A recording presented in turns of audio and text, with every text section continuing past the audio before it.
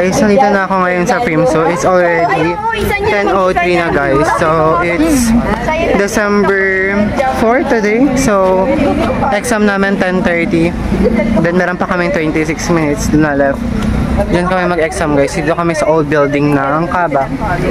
So, medyo marami pa namang oras. Ayan guys. Palitan ko kayo later. Guys, it's already 10:23 now at this moment. So, hindi pa naman sila tapos mag-exam. So, karakit lang ba ni ma'am? So, naghihintay kami dito ngayon sa may waiting shed.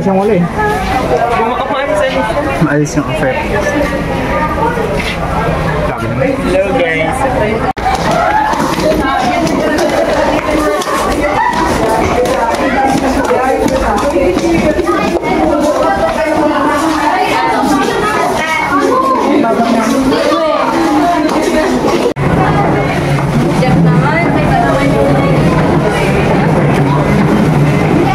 Guys, it's already 10:45 na, so final examination na namin ng accounting to boys. Medyo nakakakaba. Very lights.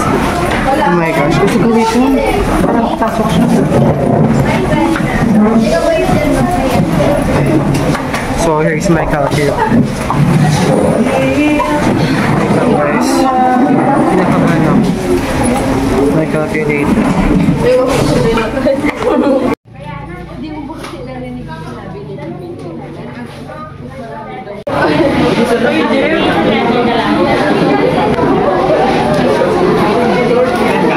Guys, kakatapos ng finals namin, 1 to 50, 30 ako.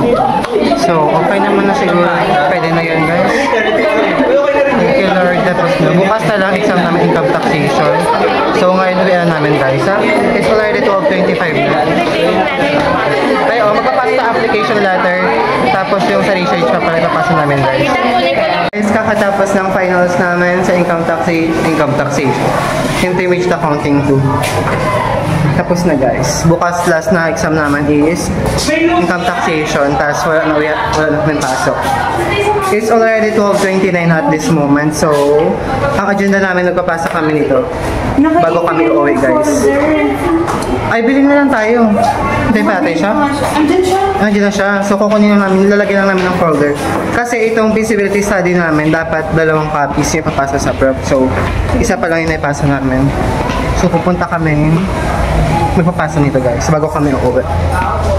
Jack, may 25 ka? Bakit? Sabi na naman yung invitation. 19? Ay, 19. Of course. Yung meron sa kawalan. Guys, palabas na kami ng campus. Bulit walang araw. Marami pa din mga pumapasok sa mga oras na to. Siguro hindi pa tapos yung mga exam nila guys. Wait lang.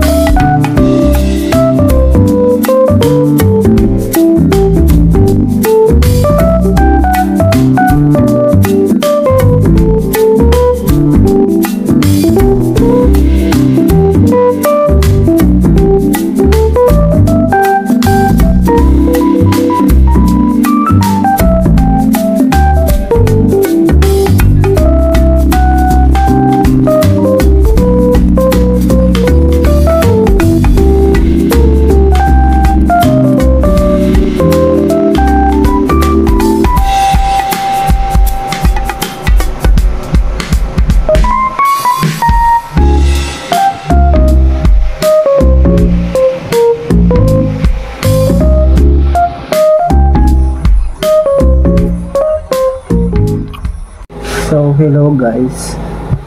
So, kakauwi ko lang halos.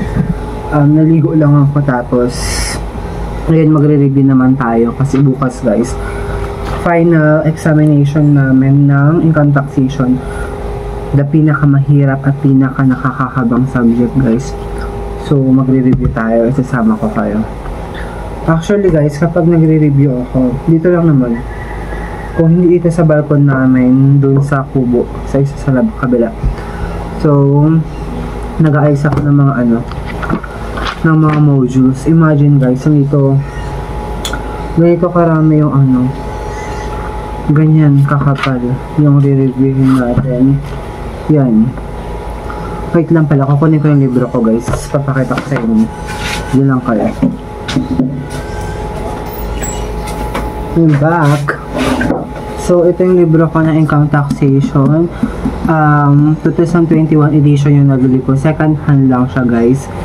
At nabili ko siya kay Ate Kyla. So, thank you ate for this.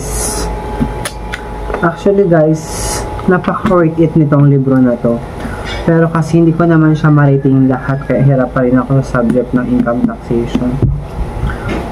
Ang galing ng prof namin. Shoutout sa'yo Ma'am Mau. Natapos niya tong buong libro guys. Na-discuss lahat to. Very good.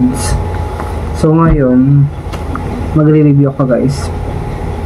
Ayusin natin itong mga handout natin mula chapter 1 hanggang 14 dito na ko siya na compile. Dito din yung mga quiz namin. Tignan nyo yung quiz namin guys. Papakita ko sa inyo yung score ko. Ayan, 18 ako, 1 to 28, 10 mali. Tapos yung next quiz naman is more on theories siya dito. Yung chapter 1 and 2 na income taxation, more on theories lang mga concept. Pero the rest, grabe guys, patayan na yung mga computation. Napakadami ng computation yun.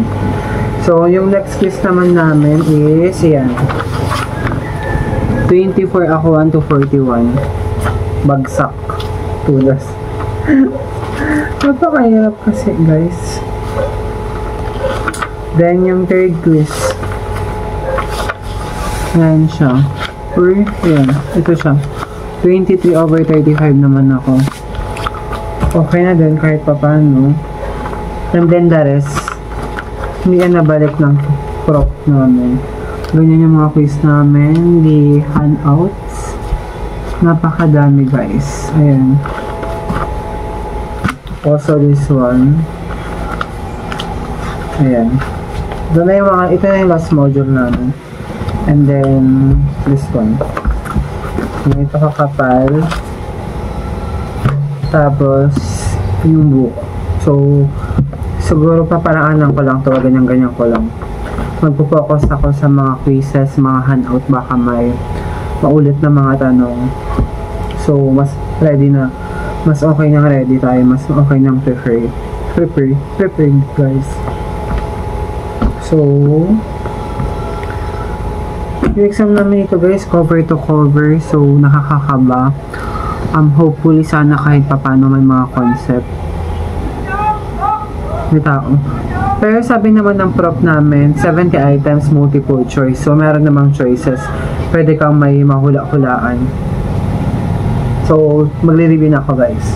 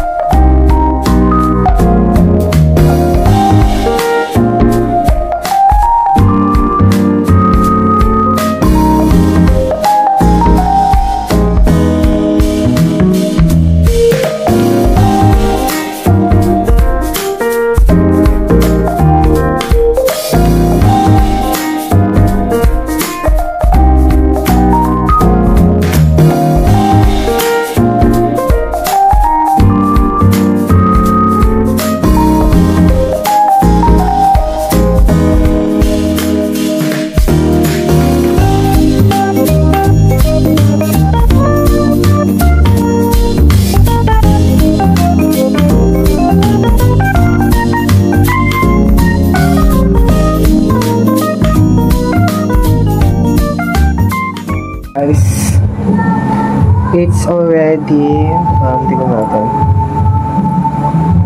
10 na. 10 na in the evening. So, kumain lang ako. Then, naligo. After nito is, nag-review ulit ako for the finals bukas. So, nantok na ako guys.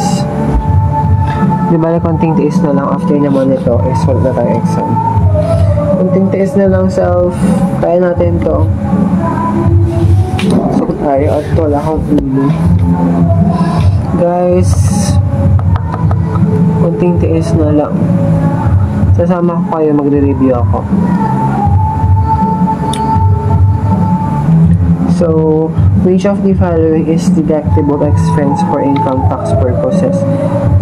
So guys, bukas is December 5, 2024. So, final examination namin na income taxation. Although paulit-ulit ako, pero last na exam na namin yun guys. So, hopefully sana mapasa natin. So far, yung mga finals sa mga subject na nauna is okay naman guys. Pasado tayo kahit papano. So, bukas will end the first semester of my sophomore year. So, let's claim it. Napapasa tayo. So, sasama ko na lang kayo bukas guys sa last day ng pasok natin ng first sem. Na-comply na natin lahat ng mga projects, mga exam. Income taxation na lang talaga yung magpa-finalize. So, ito yung nire-review ko guys. From Dear Rio. Nag-search lang ako online, then sinagot-sagotan ko sila. So, good night guys. See you tomorrow. Bye-bye.